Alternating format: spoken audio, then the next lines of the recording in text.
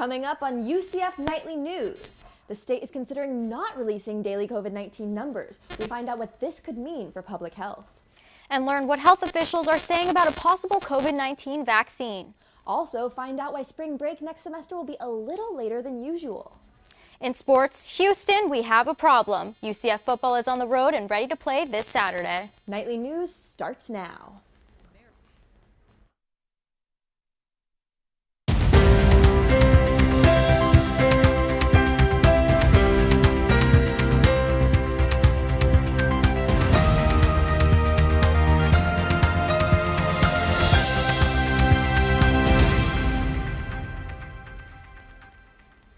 Good afternoon and welcome to Nightly News. I'm Taylor Toole. And I'm Lauren Margolis. Today's Friday, October 30th, 2020. Here's your coronavirus update. UCF officials report nearly 860 student cases since the start of the semester, with over 60 new cases since last Friday. In Orange County, as of today, the Florida Department of Health reports over 45,000 positive cases and more than 500 deaths. And statewide, as of today, the Florida Department of Health reports over 700,000 positive cases and more than 1,600 deaths. Nationally, Johns Hopkins University reports nearly 8.9 million cases and more than 20,000 deaths. Next time you look for daily COVID-19 numbers in Florida, they might not be there. Nightly News reporter Peyton Maciejewski tells us why the state is considering not releasing these numbers. The Florida Department of Health updates and releases new COVID data daily. But a recent statement from Governor Ron DeSantis' office indicates this may not be the case much longer. In the statement from Tuesday, DeSantis' press secretary says the governor is against releasing daily numbers and wants to scale back. UCF Health Management and Informatics professor Alice Noblin says this is not the time to withhold information. We need to be more transparent rather than less transparent. We don't want, we don't want the implication that we're hiding something or we're not being truthful or fully, honest about the data. In Florida, data collection for COVID-19 is a time-consuming process. The governor says the 24-hour staffing and no change in information is the reason for scaling back the numbers. Not releasing daily could mean releasing the numbers weekly. Noblin says weekly case numbers could be quite jarring to the public, as their percentages will be higher than daily ones. Professor Mark Bush says that parts of the public who are tired of hearing about the coronavirus and ready to rip their masks off may not even realize that numbers are not being released daily. A lot of people are just COVID tired. And so they're done listening to the numbers, listening to what's going on. They listen to the sound bites in the news, what's the general trends going on, and that's it. Both professors say just because some people are not paying attention to the numbers does not make them any less important. In Orlando, Peyton Maciejewski, UCF Nightly News. Health officials say they don't have a planned date for when the daily numbers will stop being released or whether or not they will be released weekly. An assistant professor of mechanical and aerospace engineering at UCF is working on a new cough drop that would make masks more effective. Michael Kinzel says he's on the process of creating a cough drop that would help stop the spread of COVID-19 by reducing droplets that come out when we speak, cough, and sneeze. Kinzel says the cough drops will be most useful for people in career fields that make it harder to wear masks, like pilots. What we're trying to do with our cough drop is make the droplets so instead of lingering around in the air, they fall to the ground very quickly. He says the main focus right now is making sure the cough drops taste good. Kinzel says he is planning on handing out some samples today on campus for students to test out and give their feedback. Health officials are hopeful a coronavirus vaccine will be available by the end of the year. Nightly News reporter Charlotte Tratner tells us what these vaccines could mean. CDC officials report being optimistic about a COVID-19 vaccine being available by the end of the year. Health officials say vaccine development typically takes years, but because of the severity of the current pandemic, the FDA is giving emergency authorization for phase 3 clinical trials. Assistant professor in the Burnett School of Biomedical Sciences, Kyle Riding, says one reason for the fast development is the way the vaccines are being made. We're able to kind of use the patient's immune system a little differently to generate the immune response more effectively than what we could before, so it's good in that regard. With the holidays coming up, the pandemic is affecting students' travel plans, like UCF alumnus Lucas Turhol, who can't go home and visit his family this Thanksgiving. Turhal, who typically flies home to Illinois, says flying isn't worth the risk this holiday season. I'm seeing these pictures of us at Thanksgiving and it's going to be really, really odd because it's the first Thanksgiving I've missed in 5-6 years. If the vaccine works, Turhal says he is hopeful he can spend Thanksgiving with his family next year. However, Riding says these vaccines do not mean the pandemic is over and people's immune system need to develop a memory response. He says groups such as healthcare workers and the elderly population will most likely be the first to get the vaccine. In Orlando, Charlotte Tratner, UCF Nightly News. Officials at the Florida Department of Health say they are still working on their distribution plans. UCF spring breakers will be vacationing a little later next semester. Nightly News reporter Kai Rodriguez tells us how some students feel about the change. If you had any previous plans for spring break scheduled, now is the time to take out your planners and reschedule. The new dates for spring break are April 11th till the 18th. UCF officials say they chose to reschedule spring break in an effort to stop the spread of COVID-19 in Florida. They say all classes go remote following the break. Vice President of Student Development and Enrollment Services Dr. Maribeth Ehaz says residence halls and campus offices will be staying open when classes go remote. Physics major Olivia Bitcon says she had scheduled an appointment to see a doctor over the break a full year in advance, but since the dates have changed, she is struggling to schedule a new one. I scheduled that appointment so that it would land on our original spring break, since it has to be in person and I'm from Chicago, so I'd have to fly back. But since spring break was moved, I can no longer make that appointment and I have to try to find a new one. Mechanical engineering major Andrea Robinson says she believes pushing the break will help with the spread of COVID, but it has its downsides. It's a longer time of having to push through all your classes without having that break in between. At least for myself, I look forward to it, having that break in March to be able to push through to the end of the semester. So, in Orlando, Kai Rodriguez, UCF Nightly News. UCF officials say if public health conditions change, they are ready to move into more remote learning if necessary. As Florida's unemployment rates rise, so is homelessness. UCF is bringing a volunteer program to help the Orlando community. Thomas Breyer, a public administration professor, is launching AmeriCorps program at UCF after receiving a $73,000 grant. The program is designed to help those in the Orlando community affected during the COVID-19 pandemic. AmeriCorps will partner with Orlando-based nonprofits. Breyer says many Orlando residents were on the verge of homelessness and the pandemic made the situation worse. He says he hopes the program can help provide assistance to the area. Be able to work with nonprofit organizations and governments and others in order to deliver more services more innovatively, deliver more services to more people, give more people a chance to escape that brink of poverty. Which nonprofits UCF is partnering with, the organization will provide long-term volunteers and resources. The program is still in its planning stages and is actively recruiting members. Hey Peyton, what's the weather looking like this Halloween Eve? Well, Taylor, there's a slight chill in the air today. It's currently 70 degrees outside with 57% humidity. Winds are coming from the northwest at 8 miles per hour, and there's a 0 chance of rain. Now tonight we're going to be dipping down into 63 for a low. Humidity will stay at 61%. Winds will be coming from the northeast at 5 miles per hour, and there'll be a 1% chance of rain, so I wouldn't worry about having an umbrella tonight. Now I'll be back a little bit later in the show to give you a look at your 5-day forecast as we enter the first week of November. But for now, back to Taylor and Lauren. Former President Barack Obama was in Orlando on Tuesday. Find out what he says and how UCF students are responding. Plus, find out about one proposed amendment on the Orange County ballot that could help protect local waters.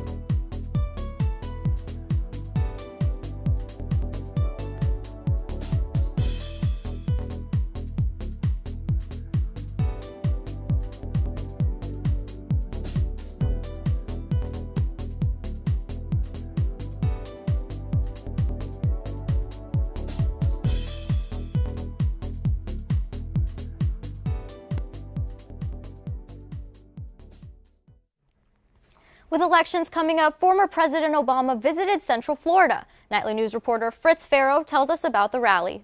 President Barack Obama rallied local voters this week. Hello, Orlando! It's his first time stumping in Central Florida for his former Vice President, Joe Biden.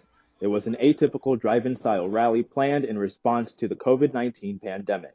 Obama spent a good portion of his speech hammering President Donald Trump for his response to the pandemic and said Biden would do better. He's not going to screw up testing. He's not going to call scientists idiots. Trump fired off a tweet before Obama took the stage saying the former president had tiny numbers of people at the rally. While Obama was on stage, Trump tweeted again, calling the speech fake. The drive-in rally was held in the field behind me, Tinker Field, which has a connection to the civil rights era. Many of the speakers mentioned that connection, and President Obama addressed President Trump's record when it comes to addressing issues affecting black people. It says he's the best president for black folks since Abe Lincoln. Man. UCF College Democrats President Hannah Anton, who was at the rally, says Trump doesn't care for UCF's minority students. And they have a lot of black and other minority students as well. For students like that, like Trump just doesn't care. He's openly racist. He's openly sexist. UCF College Republicans President Didi Malka says he doesn't see Trump as a racist because of work done concerning criminal justice reform. Democrats and Obama in this case trying to smear Donald Trump as a racist. I mean, I just don't see it. I see so much good that he's done. Other issues Obama discussed were immigration, healthcare, and Trump's response to Hurricane Maria hitting Puerto Rico. Reporting in Orlando, Fritz Farrow, UCF Nightly News. The Census Bureau reports nearly 12.5% of Puerto Ricans moved to Orange and Osceola County last year. Barack Obama hopes the many Puerto Ricans who moved to Orlando after Hurricane Maria can help Florida this election. And now our correspondent in Puerto Rico, Valeria Ayala, brings us the latest update on the island's elections. With elections coming up next week, Puerto Ricans are not only getting ready to elect a new government, but they are also choosing for the 6th time in history in a non-binding referendum the future of the island's relationship with the United States. Some voters and politicians believe that this could be a political ploy from the party in power, the New Progressive Party, to lure pro-statehood voters to the polls. With a simple yes or no answer, Puerto Rico will have to decide if they wish to become a state. Now back to Orlando for more Nightly News. Since the 2016 election, experts say cyber threats have increasingly become an issue. I spoke with a cyber expert this week about how these interferences could affect this year's election. With Election Day just around the corner, experts say cyber attacks pose a unique threat to the election process. Director of UCF's Terrorism Studies program, Ted Reynolds, says these attacks, which are mostly from Russia and China, have effects that stem beyond the screen. There's no evidence that any adversary has been able to tap into our election system. What they try to do is manipulate how the people think and how they decide to vote, not manipulate their vote. Reynolds tells me that social media can play a huge part in this. He says that as algorithms for targeted ads develop, voters may start to feel like a fish living in a fishbowl with little to no outside information coming in.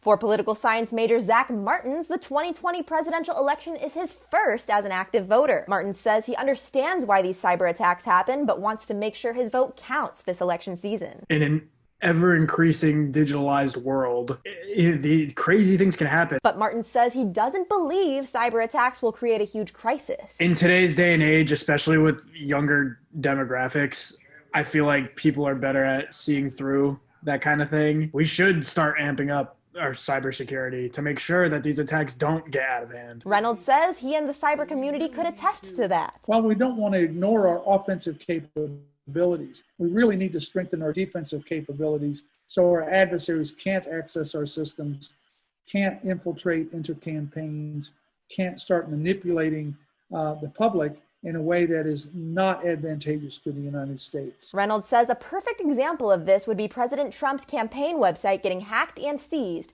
just this week. In Orlando, Taylor Toole, UCF Nightly News. It's encouraged voters to place their vote early to avoid any issues with this year's ballot delivery and calculation process. Have any plans this Halloween? Find out what UCF officials say about staying safe. And we'll take a look at UCF Downtown's new art installation and how the surrounding community feels about it.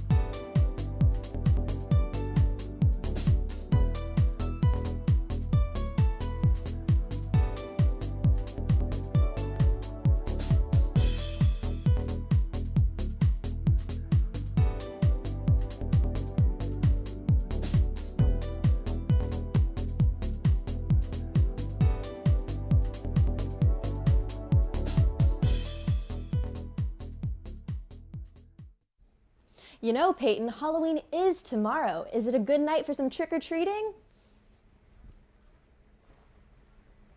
Well, Taylor, it looks like it's going to be. Let's take a look at our state temperatures. Up in Tallahassee, we're seeing 70. Jacksonville over there at 74. Tampa and Orlando in the 70s, and it's going to be warm in Miami with a high of 87. For the lows, we're keeping it in the 50s up in the Panhandle. Jacksonville's at 56. Tampa and Orlando in the 60s, and Miami's going to be 76. For our 5-day forecast, Saturday is going to have a high of 84, a low of 66, and a 12% chance of rain. And moving into our first week of November, we're going to see a high of 87, 62, and a 6% chance of rain. Monday, Tuesday, and Wednesday, we're going to see highs in the 70s, lows in the low 50 to 60s, and little to no chance of rain. And that's all the weather I have for you this week. Back to Taylor and Lauren. Halloween will require some extra safety this year. In a recent statement from UCF, the university is reminding students to abide by the COVID-19 policies set by the CDC. This includes social distancing, the use of face masks, and hosting events outside. The university is partnering with student government and offering a reward for students who comply with these policies. UCF asks students to use good judgment tomorrow night when it comes to alcohol-related activities. Orlando officials say the city is allowing alcohol in the downtown streets for Halloween this year, so stay safe and drink responsibly, Knights. UCF Downtown is unveiling a new artwork that pays tribute to a community that was there long before the school. Nightly News reporter Monica Seeley gives us a first-hand look. Goff's Ice Cream has been in Paramore since 1948 and is still here today. Some other businesses from this time are gone but not forgotten, as they've been documented through several publications, some of which are now a part of UCF. The latest addition to UCF Downtown is a glass artwork titled "If We Can Truly Remember, They Will Not Forget," located in the Florida Blue Paramore Room. This installation highlights the traditionally black Paramore community of the mid-1900s. Artist Nancy Gutkin O'Neill says the piece focuses on the rich history of the community that was there long before UCF. But it's a collage about the vibrant, amazing world that people had created during a difficult time in history, and a self-sufficient community for the African Americans that was thriving until it was destroyed. The background text includes a directory and a fire map that shows all the businesses and buildings that existed during that time. Outlined by the text are pictures of prominent community leaders. Other photos include historical landmarks such as Jones High School, which still serves students today. Scattered throughout the piece are excerpts from We Are Paramore, a digital movie created by a youth program called Paramore Kids Zone. Quiana Jones is a community member who works for this program. She says the piece creates a sense of belonging for the community. You know, they making room for me. They showcasing my history up here on the wall for everybody to see. So clearly they want me to be here and they want me to make something for myself. Jones says she hopes the artwork will encourage kids to start planning their future in education. In Orlando, Monica Seeley, UCF Nightly News. The artwork is located in the corner of Terry Avenue and Livingston Street for everybody to view. Research shows more people are buying blue light glasses. Nightly News reporter Lexi Vasquez tells us how blue light affects our eyes when staring at a computer for too long. Students are spending more time on laptops than before because of digital learning. Professor of Optics and Photonics Dr. Shin-Sun Woo shows in his research screens which emit blue light affect sleep cycles and contribute to eye strain. His research states blue light is found in TVs, computers, smartphones, and other devices. He says long-term exposure to blue light can be a problem. I don't think display itself is so harmful to human eye. But because we spend so much time in watching the screen, we need to consider other factors. Dr. Wu says the other factors include brightness of screens and focusing on any object for too long from any distance can cause eye fatigue. The American Academy of Ophthalmology gives a tip to help with eye strain. It's called the 20-20-20 rule. When being in front of a computer screen for 20 minutes, shift your eyes and look at an object at least 20 feet away for 20 seconds. Writing and rhetoric major Hope Gorby says last semester she would edit papers in class, but now with online classes, she got blue light glasses to give her eyes a break. I found that I was looking at the screen for long periods of time, reading and analyzing essays, and they've really helped me and with my eyes because now they don't strain as much when I read. Gorby says after getting the glasses, she can now do her classwork for longer periods of time. Manager of College Optical Express at UCF, Matthew Bates, says he's seen an increase of students buying blue light glasses this semester. In Orlando, Lexi Vasquez, UCF Nightly News. If you'd like to see more of Dr. Wu's research, go to his website, lcd.creole.ucf.edu. In sports, we'll see what the Orlando City Lions are up to and how UCF students can prepare for next season.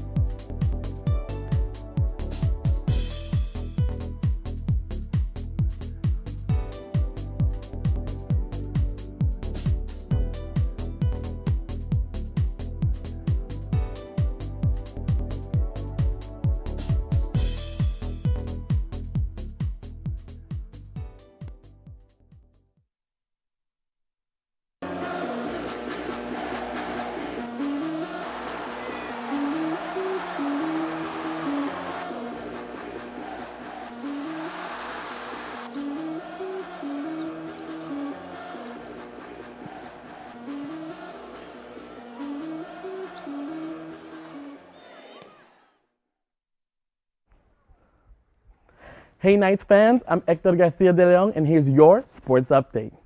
The UCF football team is on the road headed to Houston. The Knights are set to take on the Houston Cougars tomorrow at 2 p.m.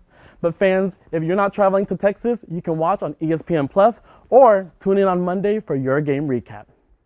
The Orlando City Lions will be making their first ever appearance at the Major League Soccer playoffs this year. The team will be kicking things off as the number 4 seed in the Eastern Conference with an 8-2 winning record. Students who want to join in on the excitement next season can receive tickets at a discounted rate. Students can enjoy all 17 home games next season and even access the exclusive student section. Students can sign up with a .edu student email and claim their tickets through the Orlando City website. The Lions will be in New Jersey this Sunday for their last regular season away game against Montreal Impact. That's all the time we have for sports this week. Back to you, Taylor and Lauren. And that's our time for right now. Thank you so much for joining us. Remember, you can always keep up with us during the week on our website, nsm.today.